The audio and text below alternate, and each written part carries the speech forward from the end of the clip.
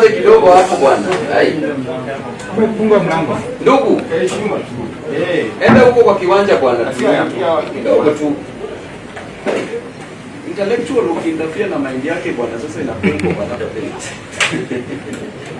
My fellow citizens, let me start by expressing my heartfelt condolences to the families that have lost their loved ones these last few weeks. I feel your pain, and I know it will take time before meaningful healing comes. Those nursing injuries from the brunt of Ruto's forces in hospital beds and at home, I wish you quick recovery. May God console you.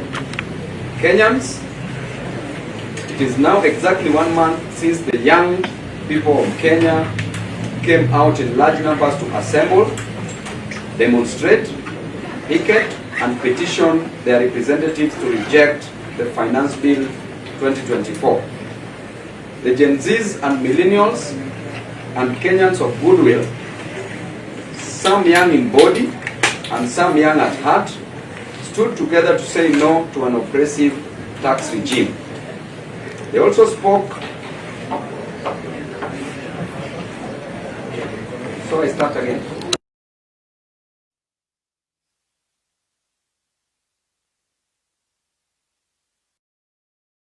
Okay, let me just start in 1 minute. Correct? Thank you. My fellow citizens, let me start by expressing my heartfelt condolences to the families that have lost their loved ones these last few weeks. I feel your pain, and I know it will take time before meaningful healing comes. To those nursing injuries from the brunt of Ruto's forces in hospital beds and at home, I wish you quick recovery. May God console you. Kenyans, it is now exactly 1 month since the young people of Kenya came out in large numbers to assemble, demonstrate, picket, and petition their representatives to reject the Finance Bill 2024. The Gen Zs and Millennials and Kenyans of goodwill, some young in body and some young at heart, together stood together to say no to an oppressive tax regime. They also spoke unequivocally that they want a reformed government. Young people in Kenya are concerned about 1. Poor agriculture production, which threatens our food adequacy, safety, and security. 2. Parents, teachers, and learners alike are all confused by the CBC syllabus and transition. College and university education has been made too expensive, and young Kenyans are not joining while others are dropping from colleges. 3. Our healthcare is now completely broken, with NHIF looted and left incapable of meeting claims by hospitals, some of which have now been forced to close down. Our infrastructure is crumbling, roads are not maintained, our ports are being auctioned, and basic access to water and electricity is out of reach to many Kenyans. The business environment has been destroyed by bad government policy in sector after sector.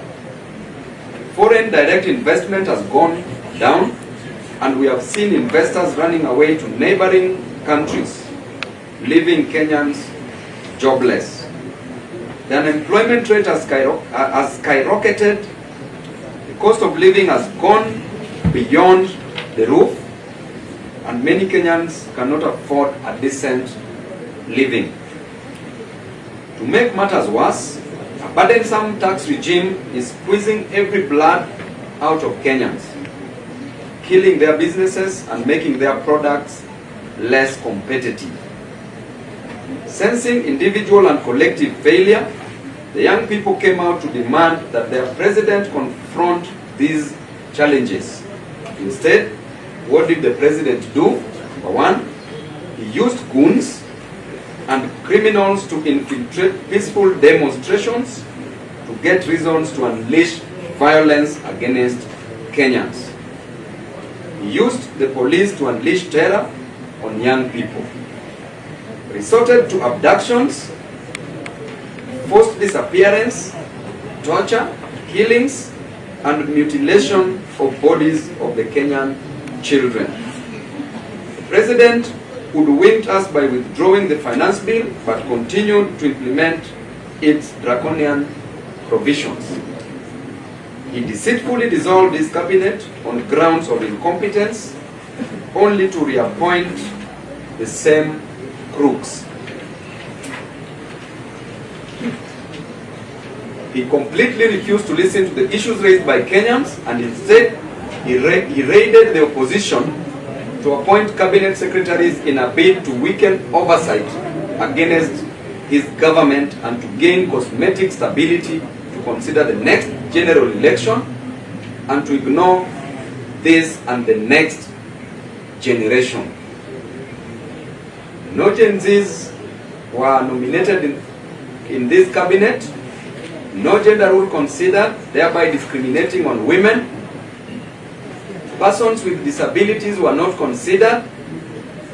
The only disabilities which were considered were mental disabilities, which were considered in the current cabinet. Fellow Kenyans, these last few weeks, I have been to the mortuaries in this country helping desperate parents, siblings and relatives, neighbors and friends identify the bodies of their loved ones brutally murdered and bodies dumped in quarries or wrongly registered to conceal murder by the state. I have stood by parents and communities burying young Kenyans killed by President Ruto and his rogue policemen, following insane commands of people we put in office to secure our lives. As I speak today, so many parents and relatives are still distressed and emotionally broken as they try to search for their young children abducted by this dangerous regime. President Ruto has turned Kenyans against each other. Now he is trying to isolate some tribes and some ages and some regions to divide us some more. I want to say categorically that President Ruto is the real problem in this country. He is the real problem that this country is facing. He is the stumbling block to the modest reforms Gen Zs are asking for. Sharing power in a cosmetic overhaul, we demand from Ruto these bare minimums. Pay to the families who've lost their loved ones 1 million Kenya shillings for funeral expenses they are incurring. Number 2, compensate the bereaved families at 10 million Kenya shillings each for the excruciating pain, agony, and suffering you have put them through. Declare a mourning day and hold a national funeral service mass in honor of the patriots you have killed. Pay all the medical expenses for the young people who have been brutalized by the police upon your instructions. Release all the young Kenyans that you abducted and continue to hold incommunicado. Release them today. Drop all the trumped-up charges you have pressed against innocent Kenyans who are arrested while calling for good governance of their country. Mr. President, you don't seem to get it. Young Kenyans are mad and angry and stressed, and they can't believe we just can't get a single thing right out of their modest demands.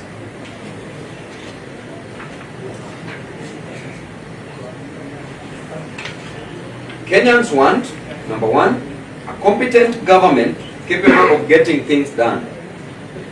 They want government positions to be well thought out, well structured, and staffed with public-minded, based on meritocracy, not kakistocracy, qualified citizens who are committed to a common good. want you to address the rampant looting of public resources. We want you to stop interfering in the running of state departments. Give the bureaucracy space to do what they should do. You don't know it all, and you cannot do it all. But as we ask you to do this, just know that the young people of this country are not afraid of you. We don't fear you. We expect you to serve us. Remember, the most important office in a democracy is the citizen. We, the people, can choose to exercise our sovereign power directly. May God bless you.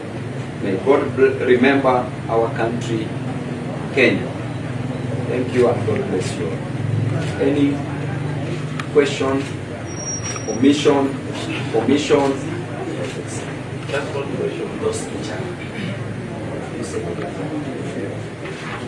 We said clearly that those who have been injured, the medical bills should be taken care of by the government, and also should be compensated because of the infringement of their right to demonstrate. And if you can't do that, there's a process, a judicial process, that is going to take place to file for a constitutional petition. And number one, the orders we shall seek is declaration of violation of human rights. There shall be, we shall seek compensation. There shall be damages that we shall want. And that cost of litigation shall be borne by the respondent, that is the state. ODM officials have now joined the government. Have they cut these deals on the Gen Z blood? At the same time, is ODM dead? Now, I'm here as Honorable Dr. Babu Owino. ODM has a spokesperson that can speak on behalf of the party, and that is the party Secretary General. I'm speaking on behalf of Kenyans. Kenyans who are agonizing because Ruto is antagonizing instead of organizing this country, and therefore he should be disorganized by Kenyans. So on matters ODM, those who accepted these positions, Gen Zs cannot come out to fight for you, and then you behave like hyenas. Gen Zs died, people died, other Kenyans died because of this. You are not party to it. Why should you accept these positions? That is a show of greed, and that should never be tolerated. That is a decision I'm giving as Babu Owino, not as ODM, although I'm in ODM. Now they are saying, the agencies are saying it's high time Babu Owino to exit ODM. What do you think? The Gen Zs are saying that, we Gen Zs have said that. They are saying Affronting you as the new opposition. Yeah. Yeah, actually, from today henceforth, I'm the chief opposition leader because there are so many jokes doing rounds. There are so many people who are in the opposition who are now in bed with the government. My interest is to fight for Kenyans. It pains me to see a person who was a fellow member of parliament joining government. And it pains me to look back in Soweto slums, Kibra slums, to look back in central region, Nyanza coast and everywhere else, to see that child who has been sent away because he lacks only 5,000 to pay for their schooling in a secondary school. Sent because of 5,000. I'm so pained to see that child who's stuck in hospital cannot be treated because they lack money. Even money for x-ray that is around only 2,500. If you can't afford it, then you can't even be x-rayed.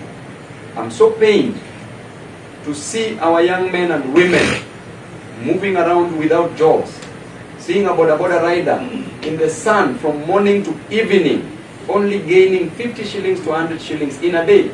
Seeing a mama mboga, selling omena, only to get 50 Kenya shillings, 50 to 100.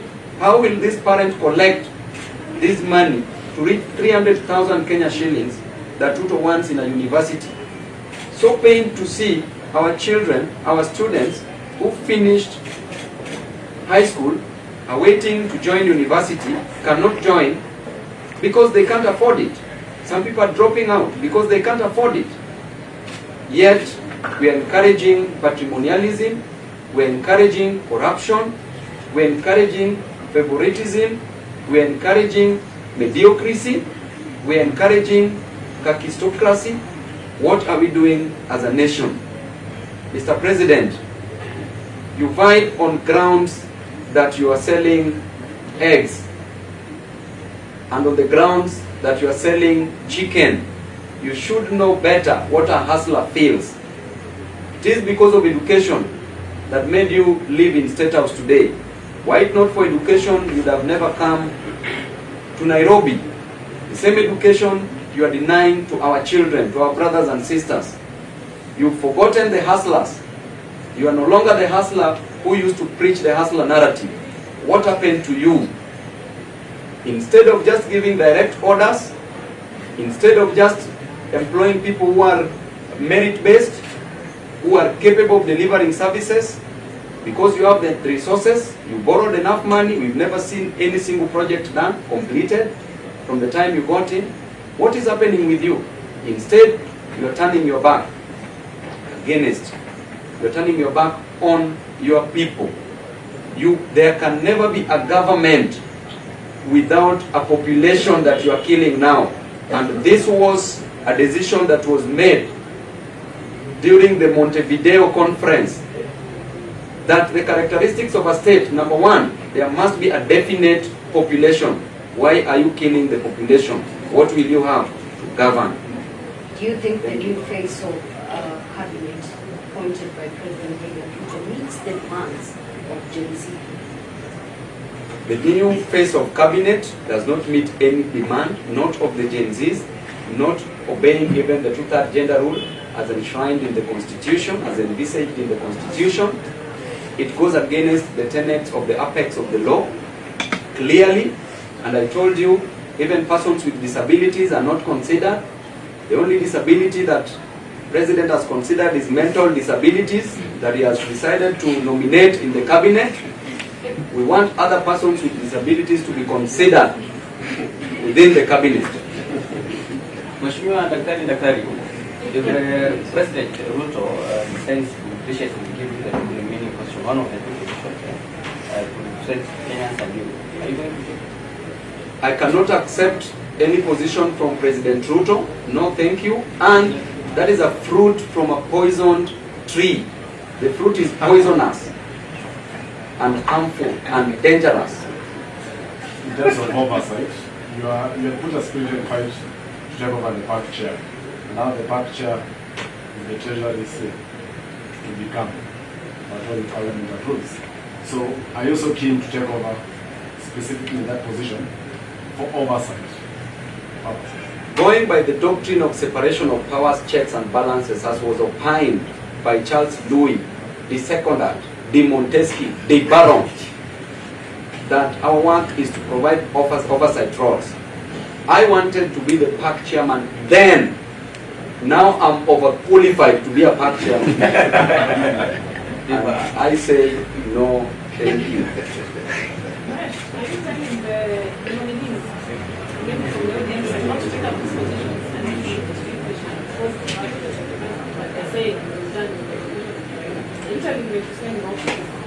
I'm clearly saying that that is not the interest of the people. It is not what the people wanted. These people were never seen anywhere, not even protecting the interest of the Gen Zs.